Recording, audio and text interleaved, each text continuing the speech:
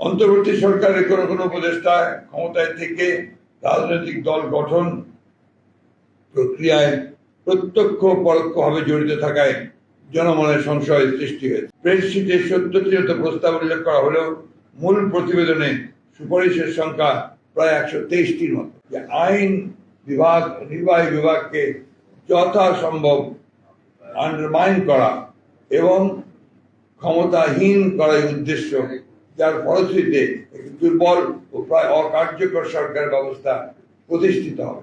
সংস্কারের উদ্দেশ্য হল জনগণের জীবনমানের উন্নয়ন, জনসাধারণ জীবন ও সম্পদের নিরাপত্তা বিধান এবং জবাবদিহিতা ও আইনের শাসনের নিশ্চয়তা বিধান করা, সর্বোপরি দেশের স্বাধীনতা সার্বভৌমত্বকে সুরক্ষিত করা। সংস্কার আগে নির্বাচন পরে কিংবা নির্বাচন আগে সংস্কার পরে এই ধরনের অনাবশ্যক বিতর্কের কোনো অবকাশ নেই। এমত অবস্থায় এখন অন্তর্বর্তী সরকারের মূলত করণীয় হচ্ছে একটি সুষ্ঠু, অবাধ, গ্রহণযোগ্য নির্বাচন অনুষ্ঠানের লক্ষ্যে ঐক্যমতের ভিত্তিতে প্রয়োজনীয় সংস্কার শেষে দ্রুত একটি অবাধ, নিরপেক্ষ জাতীয় নির্বাচন অনুষ্ঠানের আয়োজন করা এবং নির্বাচিত সরকারের নিকট দায়িত্ব হস্তান্তর করা। নির্বাচিত সরকার জনগণের কাঙ্ক্ষিত ঐক্যমত্যের সংস্কার সমূহ সম্পন্ন করবে, কেননা জনগণের নিকট দায়বদ্ধ ও ন্যায় বিচার এবং সুশাসন নিশ্চিত করতে অঙ্গীকারবদ্ধ নির্বাচিত সরকারের পক্ষেই গ্রহণযোগ্য সংস্কার সম্পাদন করা সম্ভব।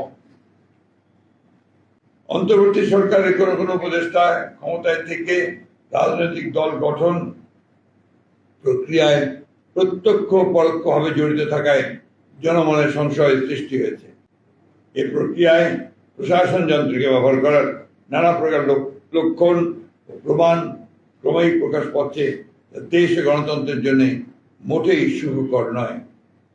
সংবিধানের প্রস্তাবনার প্রিয়াম্বল মতো অতি গুরুত্বপূর্ণ বিষয় সংস্কার কমিশনের সুপারিশে থাকলেও তাই স্প্রেডশিটে উল্লেখ করা হয়নি। স্প্রেডশিটে ৭০টি প্রস্তাব উল্লেখ করা হলেও মূল প্রতিবেদনে সুপারিশের সংখ্যা প্রায় ১২৩টির মতো। একইভাবে নির্বাচন ব্যবস্থা সংস্কার কমিশনের মূল প্রতিবেদনের ১৫০টির মতো সুপারিশ তুলে ধরা হলেও স্প্রেডশিটে মাত্র ২৭টি বিষয় উল্লেখ করা হয়েছে, তার মধ্যে অধিকাংশই সংবিধান সংস্কারের সাথে সংশ্লিষ্ট। তাই আমরা মনে করছি স্প্রেডশিটের সাথে মূল সুপারিশমালার উপর আমাদের মতামত সংযুক্ত করে দিলে বিভ্রান্তি এড়ানো যাবে। সুপারিশমালায় সাংবিধানিক কমিশন সহ এনসিসি নতুন বিভিন্ন কমিশনের প্রস্তাব করা হয়েছে। এই সমস্ত কমিশনের এখতিয়ার, কর্মকাণ্ডের যে বর্ণনা দেওয়া হয়েছে তাতে মনে করার যথেষ্ট কারণ রয়েছে যে আইন বিভাগ নির্বাহী বিভাগকে যথাসম্ভব আন্ডারমাইন করা এবং ক্ষমতাহীন করার উদ্দেশ্য, যার ফলশ্রুতিতে একটি দুর্বল ও প্রায় অকার্যকর সরকার ব্যবস্থা প্রতিষ্ঠিত হবে।